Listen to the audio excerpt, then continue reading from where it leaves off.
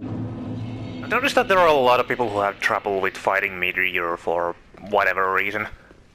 I mean, sure, the boss deals a lot of high damage, but its moveset is actually not all that difficult to deal with. And even then, people still, for some reason, have still no idea how to fight it, even though I thought it was pretty clear. Or at least to me, it seemed very clear, so I figured I might as well make a how to do... a sort of a tutorial for how to fight the boss. So that more people would understand how to do it. Because whenever I co-op the boss, whenever I get summoned into someone's world as a phantom, they fight the boss in a very peculiar manner. For whatever reason, they go after its tail and legs, instead of trying to wait for its head. And I don't really understand that. It's kinda like whenever you go to the Chalice dungeons in Bloodborne and then you come across Amygdala, people try to fight Amygdala by striking its legs and arms for some reason instead of its head, because the head is the weak point. Either way, with this first attack, when he runs towards you, you can avoid all of that basically just by running to his side. But since all of the attacks are also fast, you can easily avoid it just by spamming roll. That's a 2 melee attack. After the second hit, you can punish his head pretty well. Assuming you time the dodge right and use a good roll attack for it. For the most part, you'll be just running away from him. Because that way you can easily bait his attacks without actually having to really worry all that much about dodging them. Like there, I spaced it out completely even though it looked like it might reach me. Okay, he's flying. This attack is very target specific. If you're doing a co-op, your phantoms need to be very close to you, because it's always going, because the one it targets is going to be the only one who can dodge that properly. The rest are going to be hit by the fire very easily. Oh hey, he's doing that attack for once. With this, just gets to the side or the right side, and then the moment you see the fire going away, just run inside. Also, don't go for 2 attacks, only 1 is good enough. Only 1 is enough. It's not that timing completely. He doesn't usually keep his head down for long, so it's better to just attack only once. If he does that, he doesn't move his head any further than the middle, so it's very easy to avoid just by running to the side. This again. Again, get to the edge. The moment you see the fire stopping, then just go inside.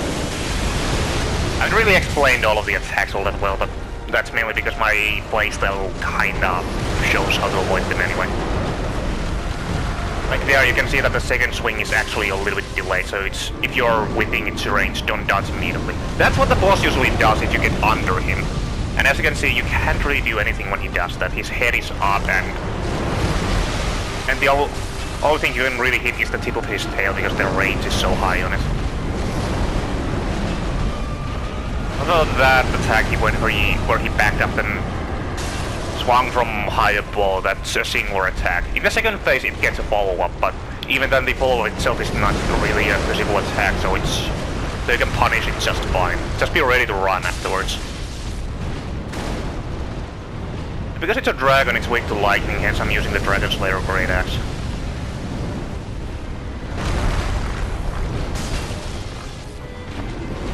That's the grab. He moves his head from left to right, so it actually has a sort of a lingering active hitbox, or however you call it. I really shouldn't have gone for 2 there, but whatever, I guess. That one usually has a fire follow-up. But as you can see, you mainly just stay in front of you and bait his attacks. That was a 6 attack combo, it's always 6. Assuming you're close enough to it. I think I've seen him sometimes cut it short.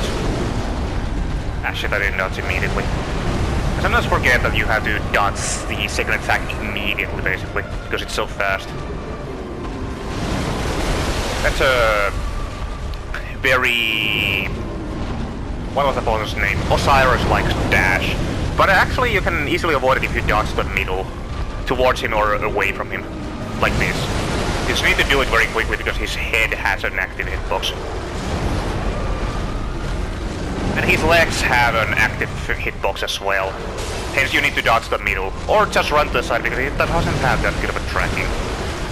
You can easily avoid it if you just get away from it, if you just run to the side, if you're not too sure about dodging through him. Again, a very easy to punish attack.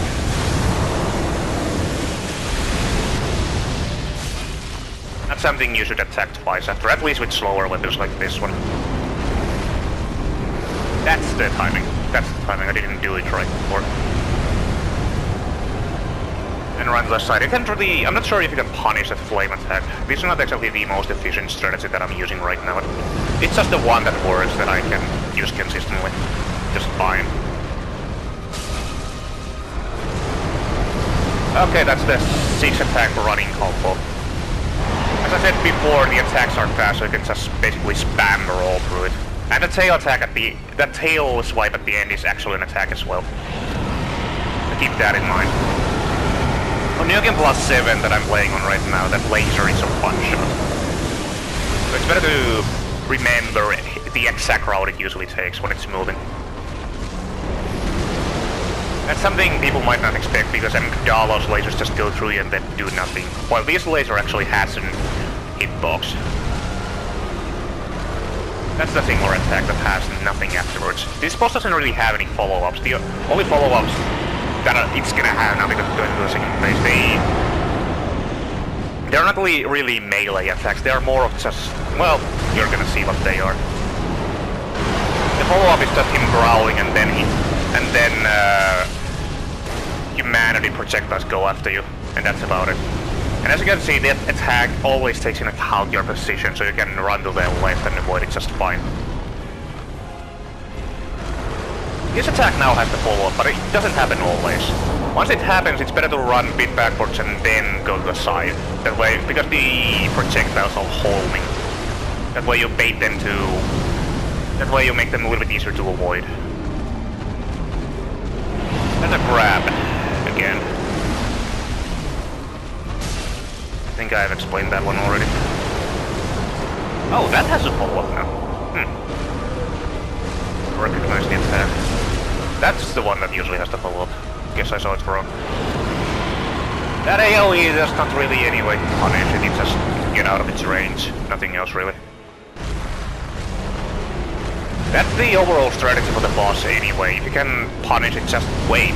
There's no reason to rush things, there's no reason to put yourself at risk, just keep it under control like this. You have no reason to go under it at any point. You have no reason to strike its legs, no reason to strike its tail, because they don't take much damage. And that way you don't really even manipulate the boss all that well. Okay, the projectiles got me.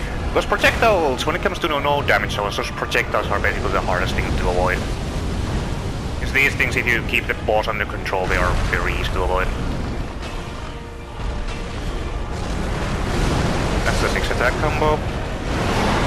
I should have dodged the second slash immediately because it's a very fast one. And with this again, just spam. You have no reason not to really. At least if you're right in its way. And since it's the second phase, he usually does it twice. And this time, I'm not even gonna bother dodging anything. Okay, never mind, I was still way too close to him, so I should have. If you are far away enough from that, you don't really have to dodge anything.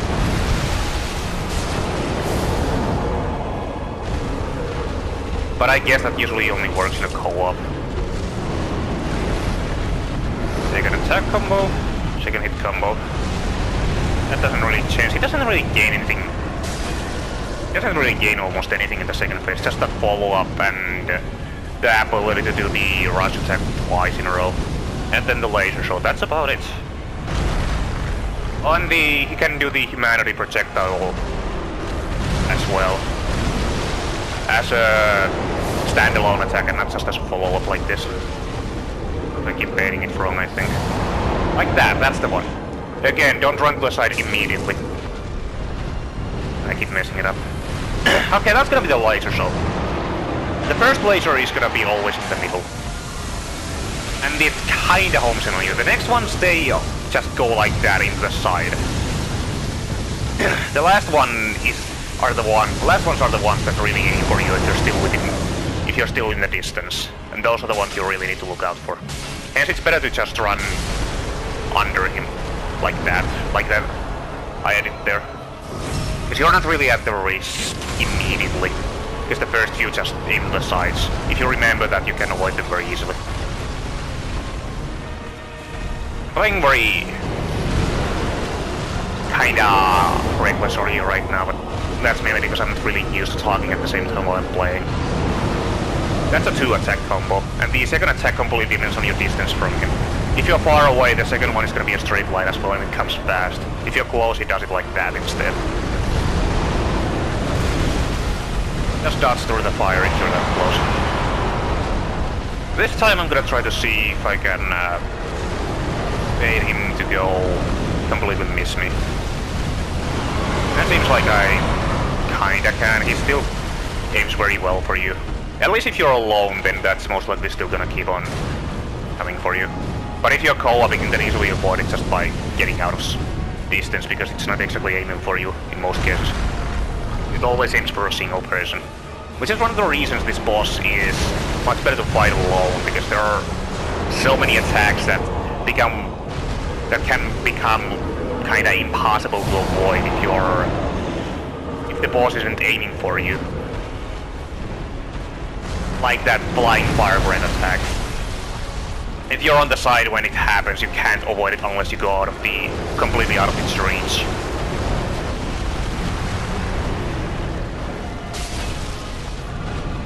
He's almost dead. Again, there's nothing you can really do other than use projectiles in this one.